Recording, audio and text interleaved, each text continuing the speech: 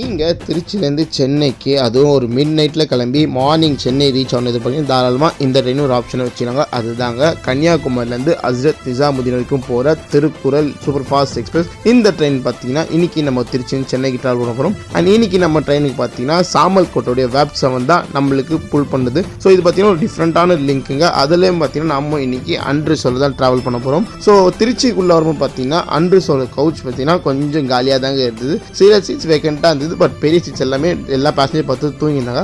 அப்படியே திருச்சியிலேருந்து நம்ம ஒரு 5 minutes டிலேயோட தான் ரீச் ஆனோம்.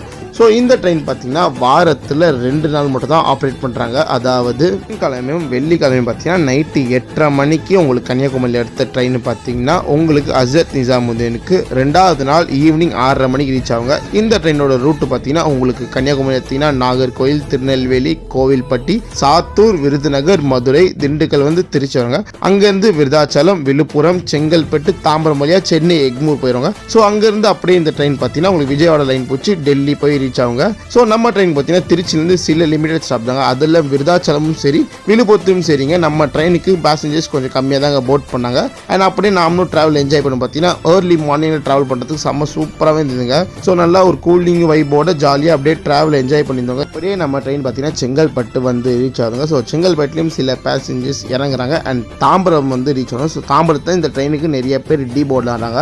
ஏன்னா இந்த ட்ரெயினில் பார்த்தீங்கன்னா முக்கால்வாசி பேர் கன்னியாகுமரி டு சென்னை நிறைய பேர் ட்ராவல் பண்ணுறாங்க. அதாவது நாகர்கோவில், திருநெல்வேலியில் போட் பண்ணி தாம்பரம் சென்னைக்கு பார்த்தீங்கன்னா ஒரு சூப்பர் ஆப்ஷனாக இந்த ட்ரெயினை யூஸ் பண்ணுறாங்க. ஸோ இங்கேயும் பார்த்தீங்கன்னா நிறைய பேசஞ்சர் வெயிட் பண்ணுறாங்க ட்ரெயினை போட் பண்ணுறதுக்கு.